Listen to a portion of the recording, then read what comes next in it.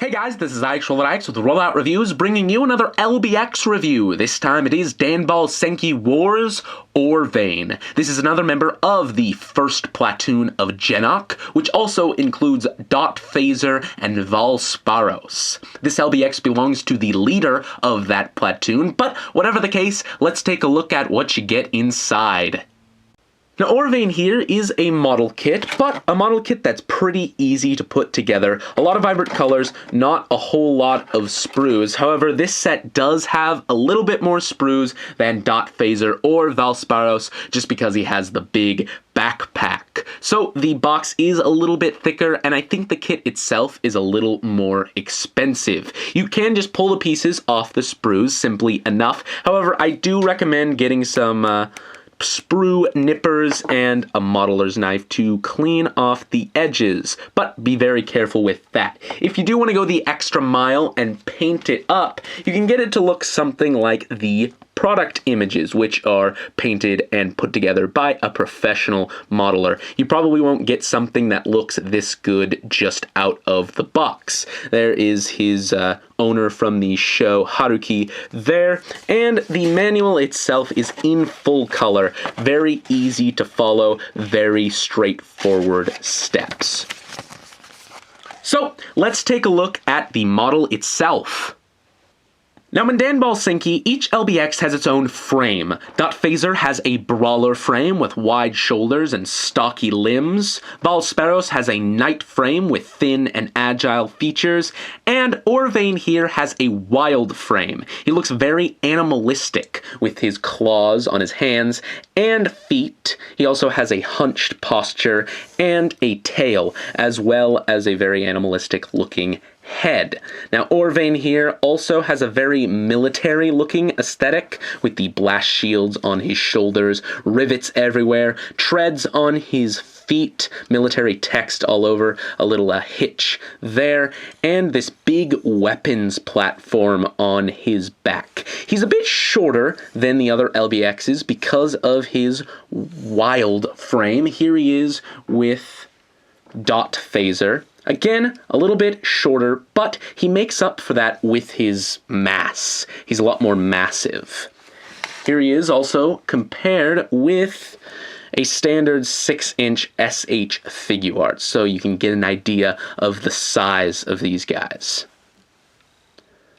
Let's take a look at some of the details. These stickers are easy enough to apply and look very nice. However, I decided not to apply an orange sticker that goes on the end of its tail to sort of break up the color scheme.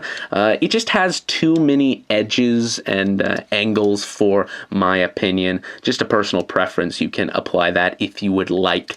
Stickers down here, they match the plastic very well. No problems with those. Also stickers on his knees there. My favorite stickers out of the whole bunch are the little rivets. They're very unobtrusive and look really nice, really make the whole thing pop. He's got the military text on his shoulders, the Genoc logo there, and a couple yellow stickers here to break it up. Also these stickers on the lights there. The head has some really nice translucent orange plastic with some silver on the inside to really make it pop, some white on the inside, or outside rather, there to break it up, and the eyes are orange plastic, which is very cool. So let's pull off the multi-gimmick sack here. His tail has a hard time actually staying on. But let's pull off the sack. You can customize these guys. You can put Dot Phaser's backpack on this guy, or put this on Dot Phaser if you'd like. Either way, let's take a look at the articulation. First of all, the tail is on a ball joint here, but like I said, it does like popping off quite a bit, unfortunately.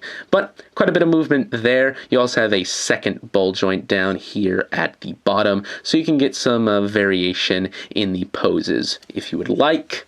The head is sort of limited just because of the joint it's on. It is on two ball joints, but you don't get a whole lot of movement out of it, especially not side to side. Now, something I forgot to show off in my Dot Phaser review is that each of these has a core chip on the inside. You just have to pull the chest piece off of Dot Phaser to reveal his. However, Orvane here, because of the wild frame and the head sort of protruding from the chest, you sort of have to lift this up. So there's this extra joint there. From here, you pull off the chest piece and then pull off this panel, and it reveals a little chip on the inside there. Kind of a neat feature, but doesn't really serve much of a purpose.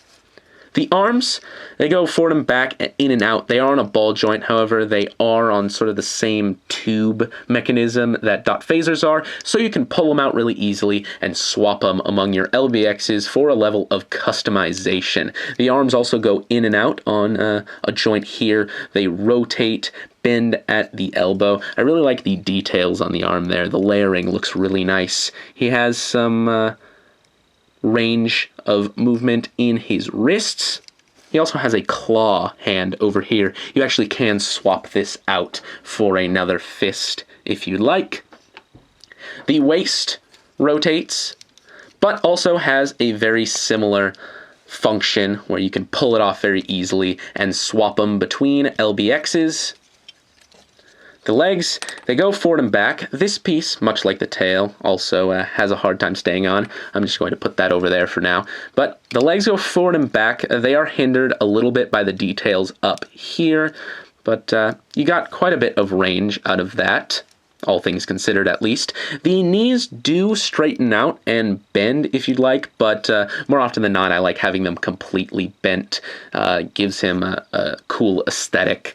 And the ankles have a little bit of movement, but not a whole lot. You can also position these claws back here however you like. I like keeping them down all the way to help support him. You also have another little joint here on the claw of the foot.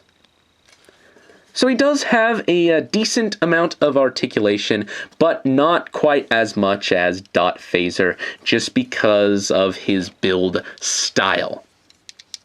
Let's put this back on and take a look at the multi-gimmick sack.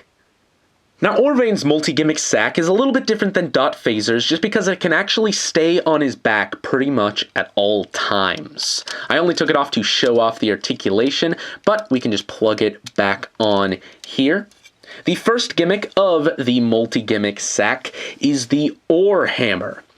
To create the Ore Hammer, we pull off this central cannon piece and replace some parts on it. You do have quite a few replacement parts, much like on Dot Phaser, that you're probably going to need a little Ziploc baggie for, because you don't want to lose those. But first, we pull off this ammo clip piece and put it back in a different position, like this.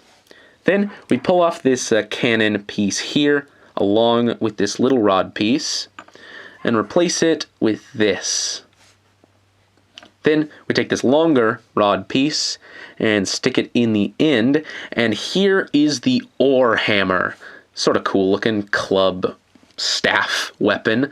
Now, this is a little bit loose on mine. I actually like taking this and flipping it around, even though it's not quite accurate. On mine, it stays in a lot more securely that way. But he can hold this. You can actually get him to hold it with two hands with his level of articulation by replacing this claw hand with his fist. But there it is. This is how I like displaying my Orvane, because this weapon is just very, very cool. Now, the other function of the multi-gimmick sack is possibly even cooler, but takes up quite a bit of shelf space, so I actually don't like displaying him this way.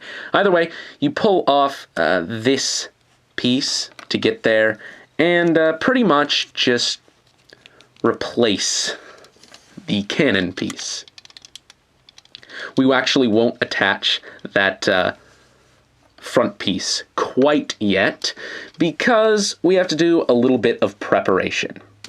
First, we have to pull off the claw hand and replace it for the fist here, and then sort of just straighten out all of his joints, get him in sort of a standard position, I guess. Now, the backpack actually opens up like this. And it's got a couple hinges on the inside, and you can flip this whole thing up and around and over his shoulders. And it locks down sort of here. Actually, it doesn't lock anywhere, but it sort of rests. And then there's a hinge here. It's actually a very tight joint, so you kind of want to be careful with this. But you can flip this up like that, and instead of using the normal end piece, or the one for the ore hammer, we actually take this thicker tube and plug that into the end here, and then take the rod of the ore hammer and plug that in here. So it's like the cannon extends, and then this plugs on to the front.